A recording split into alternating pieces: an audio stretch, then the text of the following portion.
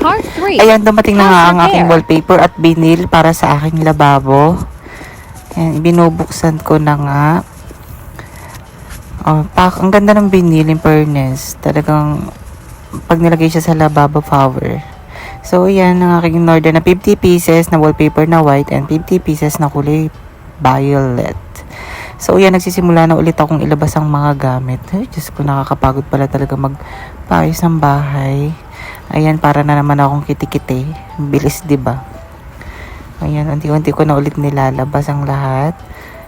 Halos sa kusina lang naman ang nire-repair. Kasi yung room is okay na. Actually, pintuan na lang ang kulang.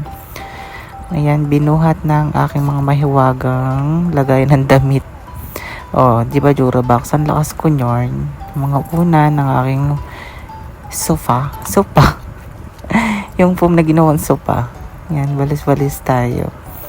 Ayan, simulan ko na rin magtanggal ng mga laman dito sa kusina. Yung mga lababo things.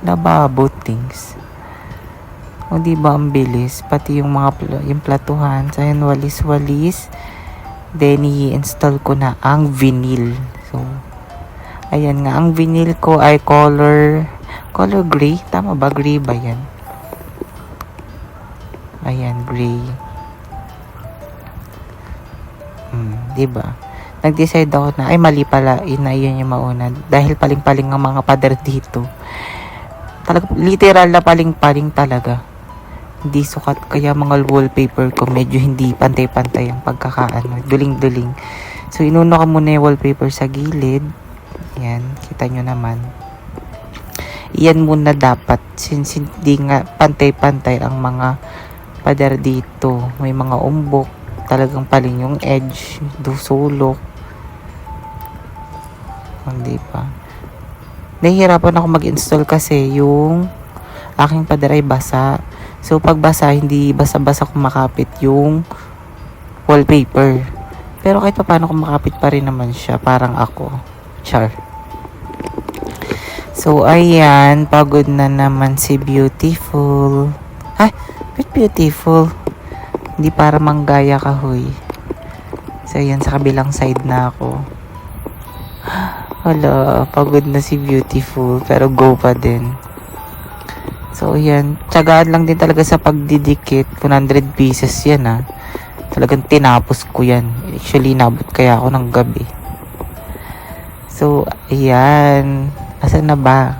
Ginagawa mo. Wala ka na. Ayan, kinuha ko yung blower. Ang purpose niyan, pinapainitan ko yung wallpaper tsaka yung pader para dumikit. Effective naman pala siya. So, ang galing na na-discover ko, diba? I-blower mo siya para dumikit. Kapag ka natatanggal siya, papainitan mo lang. So, mas lalo siyang dumidikit. Oh, then, andyan nga ako, sabi nila dito na ako sa bandang baba. Dinidikitan ko na din. Color white. Ayan, combination na niya ng white and violet. Huwag naman puro white. Baka kala ko kunin ako ni Lord pag nagpicture ako. All white na lang. Ayan, binoblower ko siya kasi nga umaangat. Then yung semento ng pader is basa. So kaya yung basa nung recent na ulan, tumatagos kasi talaga yung tubig dyan dahil dun sa sulok. So ewan ko paano magiging sagot dyan. Pak. Ayan, non-stop talaga ako sa pagdidikit. Ang dami niyan. Kinulang pa nga yung 100 pieces Ayan, binoblower ko naman yung sa lababo kasi nga basa talaga siya. Diba?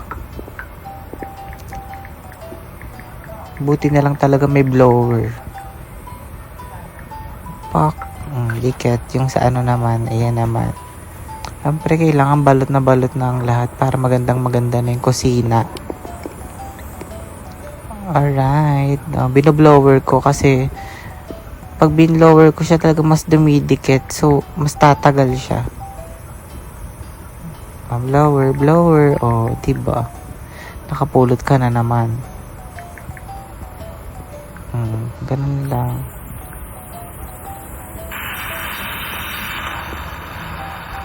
Blower. Lahat ng nag-aangatan na yung binoblower ko kasi nga, para hindi basta-basta matanggal mo. Papangit pag ganun bakbakan. Ayan, inaayos ko na nga ang vinyl. Tapon ng kalat, then dito naman ako sa kabilang side para makitang-kita. Ayan, inaapoyan ko yung pader kasi nga basa, ayaw talaga kumapit nung wallpaper. Talagang namili pa ako niya ng butane. So, ayan, sakto may portable parang flame shot. Flame shot, ML yarn. So, yan pinapainitan ko para matuyo talaga. Medyo delicate, wag po gagayahin.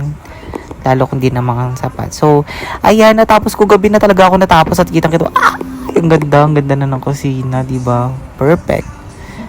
Oh, ang workplace. Sino ka?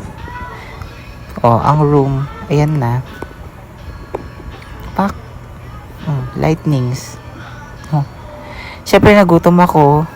McDo muna tayo. Well, ML. Oh, chiba. Yung pwedeng puro work lang. Kain din. At hindi ako nasapat. Lugaw with egg pa. Ano ka? Hala! Gutom. So, iyan, kinabukasan, iyan na dumating ng pinakahihintay ko. Ang pinagawa kong pinto na salamin. Salamin. Ikaw ay akin. Huy! Ayan na si Beautiful. Masaya na kasi dumating na yung pintuan. Medyo may kaberya lang dahil hindi pantay ang sukat ng pintuan or hindi pantay ang cuttings ng pintuan. So, first time daw nila magkabit na natagalan sila. So, syempre, gutom na rin ako tanghali na. Namili ako niyan. Budol ako.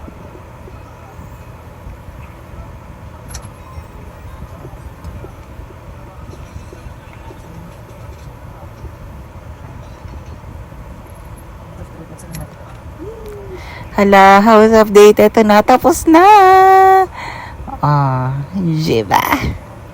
Hindi pa siya totally tapos. Pagdating pa ng wallpaper para sa buong pader. Kasi meron pa, makita niya, meron pang part na hindi pa naka-wallpaper. Hindi ko pa tuloy makabit yung ibang accessories ng pader para hindi nagkalat ang mga gamit ng mga kusina things. Kusina natin. Ang ganda ng room.